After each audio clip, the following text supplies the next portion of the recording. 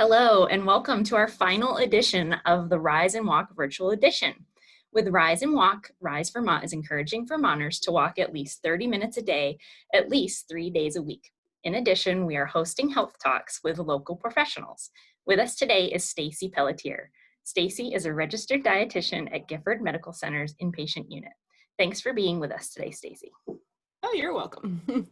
So today we're going to talk a little bit about picky eaters, and oftentimes we think of kids as picky eaters, but I know from personal experience that all the things my doctor tells me to eat, I'm not always a huge fan of. So today we're going to ask Stacey some questions to help us make some better choices. So Stacey, what are some ways as adults that we can still incorporate fruits and vegetables into our daily diets?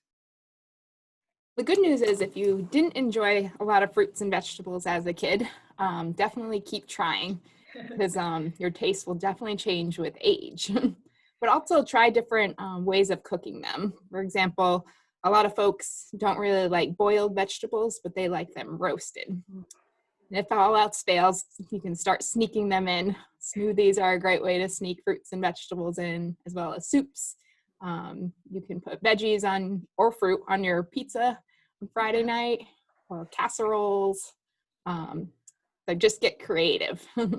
Great. So we hear a lot about eating fish and when you're trying to watch what you're eating and just that it's a really good, healthy alternative for us. So what are some other alternatives if fish is something that you don't enjoy?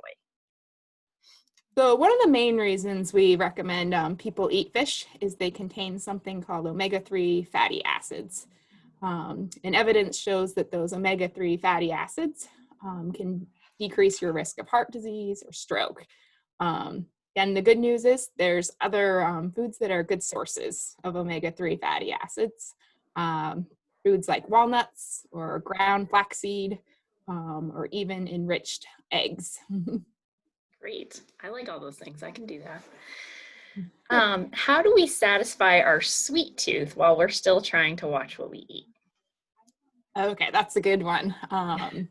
Definitely small amounts of treats can fit into a healthy diet.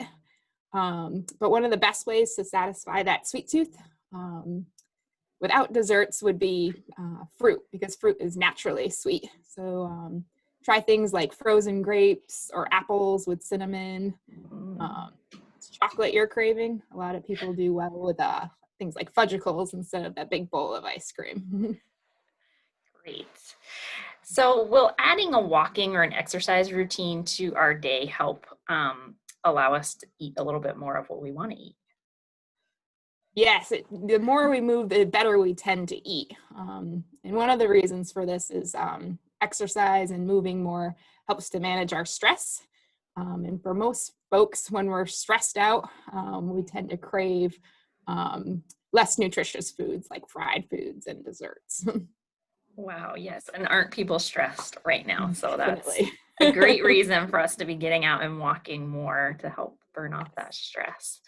Well, that's all we have time for today, but thank you so much for being with us today, Stacey. These tips are great little helpful hints for us in our day-to-day life. So I thank you for being with us. And don't forget to, great. And don't forget to rise and walk at least 30 minutes a day, 3 days a week. Thanks, and we'll see you guys again soon.